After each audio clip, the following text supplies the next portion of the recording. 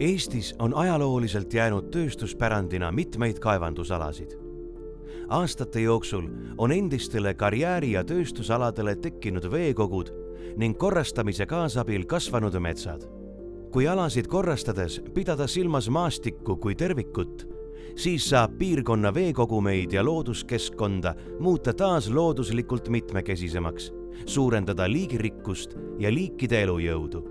Veekogumite seisundi parandamisele keskendunud projektis Life IP Clean Est tehakse ülevaade Eesti kaevandusalade korrastamiseelsest seisundist ning senisest kogemusest. Eesmärgiks on leida viis, kuidas muuta hea ökoloogilise potentsiaaliga tehisveekogumeid looduslähedaseks ja ühiskonnale taas kasulikuks. Projekti raames uuritakse Ubja karjääri, Narva karjääri tranšeed number 13, Aidu karjääri kirdenurka ning Viivikonna karjääri Sirgala mäeeraldist. Aidu põlevkivi karjääris kaevandati 38 tegutsemisaasta jooksul ligi 90 miljonit tonni põlevkiviõli. 2012. aastal kaevandamistööd lõpetati varude ammendumise tõttu.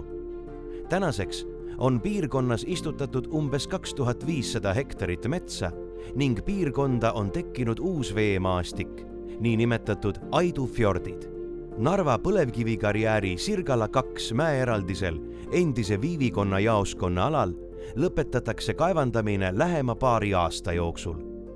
Alal on välja kujunenud mitmekesine metsamaastik ja arvukalt veekogusid, kus elustik on alles kujunemisjärgus.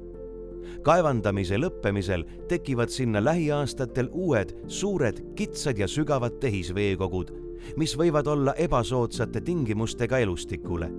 Veeelustiku mitmekesisuse tagamiseks on tulevikus oluline tekkivad tehisveekogud korrastada.